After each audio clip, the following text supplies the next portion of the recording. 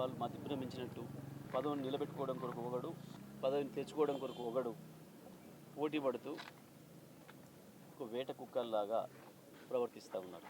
దగ్గర నుంచి గుంజుకోవాలని తమ్ముని దగ్గర నుంచి తమ్ముడు రాకుండా అది నిలబెట్టుకోవాలని అన్న.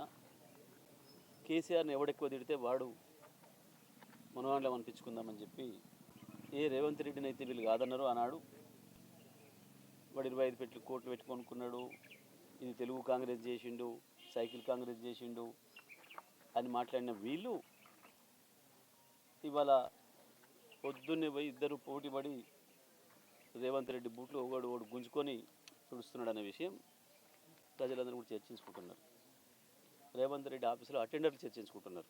ఇంత గలీజ్ గాన్లు వాళ్ళు కేసీఆర్ గురించి మాట్లాడుతున్నారు, బీఆర్ఎస్ గురించి మాట్లాడుతున్నారు, నా గురించి మాట్లాడుతున్నారు. సిగ్గుండాలి మాట్లాడడానికి.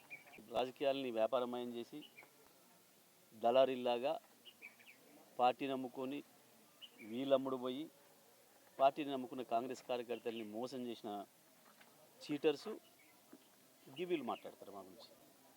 ఏ రకంగా 20,000 కోట్లకు ఆనాడు బీజేపీకి కాంగ్రెస్ పార్టీని అమ్మి ఎట్లా ద్రోహం చేసిండో కాంగ్రెస్కి ఉంది ప్రజలందరి మధ్యలో. ఇప్పుడు ఈ జిల్లా శని, ఈ జిల్లాకు పట్టిన శని వీళ్ళిద్దరు ఏ అర్హతతో మాట్లాడుతున్నారు వీళ్ళు. సోనియా గాంధీకి పార్టీ నడిపిస్తలేదని చెప్పాను. రాష్ట్ర ఇన్ఛార్జ్ చేసిన ఆయన ఉన్న కొనేసిండు, రేవంత్ రెడ్డి కొనేసిండు పైసలు పెట్టి అని చెప్పాను. ఒక దిక్కు కాంగ్రెస్లో వండుకుంటేనే బీజేపీతోని అంటగాగినరు.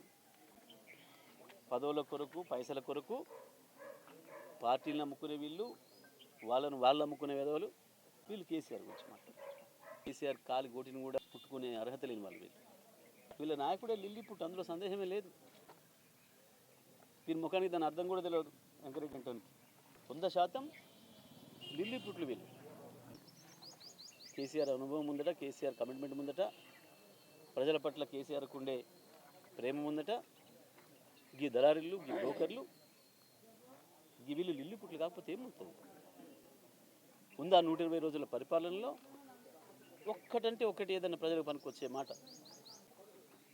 అసలు సమస్యలు పక్కదారి పట్టించి కరువు సమస్య లేనే లేదన్నట్టు నటిస్తూ ఏం మీకు 125 రోజులు ఏం కేసు పెట్టగలిగింది? ఏం దొరకబట్టి ఈ ముఖాలకి? కేసీఆర్ ఒక వైట్ పేపర్ లాగా ఉన్నాడు, ఒక మల్లెపూల లాగా ఉన్నాడు. 120 రోజులు కాదు, మీరు 1020 రోజులు వెతికినా, మీ జీవితకాలం వెతికినా కేసీఆర్ దగ్గర మచ్చ చూడలేరు. మీరు కేసీఆర్ పైన ఒక మచ్చ చూడలేరు, కేసీఆర్ పైన బురద వేయలేరు అనుకుంటున్నారు. రేవంత్ రెడ్డి ప్రవర్తన కూడా అట్లే కనపడుతూ ఉంది. ఎక్కడ కూడా మోడీని ఒక మాట అనడం లేదు. వాస్తవానికి కేసీఆర్ ప్రతిపక్షంలో ఉండు 120 రోజులుగా కేసీఆర్ మీద లేస్తున్నావు, ఒంటికాల మీద కుక్కలాగా అరుస్తాను. నీ పోటీ ఎవరితోని? మోడీతోనే కదా, బీజేపీతో కదా. రాహుల్ గాంధీ ఏమో మోడీని